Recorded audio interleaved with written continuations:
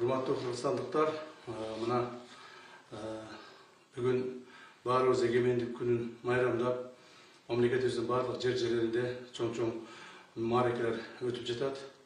Ошолордун бири мына Ош шаарындагы Төлөкөн ипподромунда болгон бүгүнкү окуя боюнча бир кайрылып айтып кетейин деп чыктым. Себеби дегенде, ошол жерде бир мындай жосунсуз жоруктар катталды.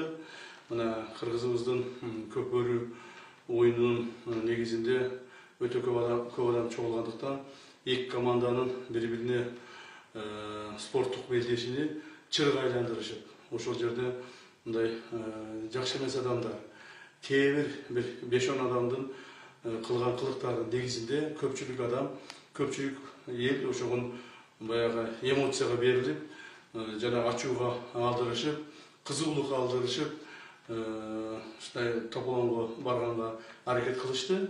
Бирок айтып коюшум керек, кыргыз болгондон кийин биз ынтымактуу болуп, элибиздин, журтубуздун, мамлекетибиздин тынчтыгын сактаганга ар бирибиз милдеттүүбүз. Бул деген спорт, бул деген оюн. Ким утат, ким утулат, ал деген ошон үчүн спорт болот. Спортто бир адам утат, бир адам утулат. Утканга ачуусу келип алдырбаш керек. Ошондон жакшылап даярданыш керек. Утканга да ыраазы болуш керек, утулганга да ыраазы болуш керек. Ал эми ошол жерде жасалган кээ бир провокаторлордун жасаган иштери боюнча азыр мен уже тапшырманы бердим. Укук коргоо органдары, коопсуздук органдары азыр ошол жердеги бардык видеолорду, ошол жерде болгон фактыларды топтошуп, кайсыл адамдар ошого кириптер болгон, кимдер ошону баштаган, кана кимдер ошогон себепкер болгондордун баарын аныктап, тактап, мыйзам чегинде ар бирине мыйзам чегинде чара көрүлөт. Жөн эле булар тополоң кылып, анан ошол жерден калып кетпейт. Бул бир. Экинчиден, урматтуу эл журт, эми кыргыз эли байыртадан ынтымак болуп келгенбиз. Эч качан биз региондорго бөлүнүп, сен Оштуксуң, сен Таластыксың, сен Көлдүксүң деп бөлүнбөстөн баарыбыз бир ынтымакта болгонго биздин ата-бабаларыбыз ушундай мурас калтырган.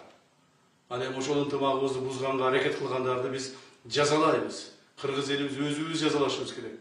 Анан ошол ынтымакты бузган провокаторлорго алынып, кошулуп кетпегиле. Кошулуп кеткендер кээде чыгып атат. Мен ачык эле айтып коеюн.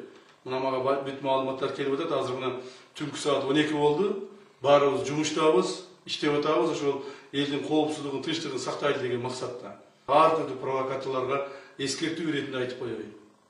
Жана өзүмдүн ушул атуулук милдетим катары кайрылып айтып коеюн. Урматтуу кыргызстандыктар, андай ачуулукка алдырбаңыздар. Биз баарыбыз бирге болууга милдеттүүбүз. Себеби бир кыргыз деп, кыргыз жери деп, кыргыз эли деп кан төккөн жаш балдарыбыздын алдында эмне деп жооп беребиз? Ата оюн ойноп, бири-бирибизди мушташып кетип, тытышып кеттик деп жооп беребизби?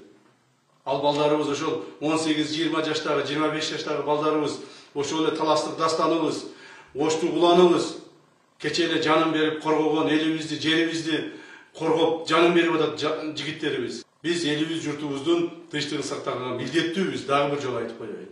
Ал эми провокаторлорду ошол бүгүнкү жасаган тартип бузган адамдардын бардыгын мыйзам чегинде жооп беришет. Уже мына азыр түнкү саат дагы бир айтып коеюн 12 болду, уже аларды алып келе башташты.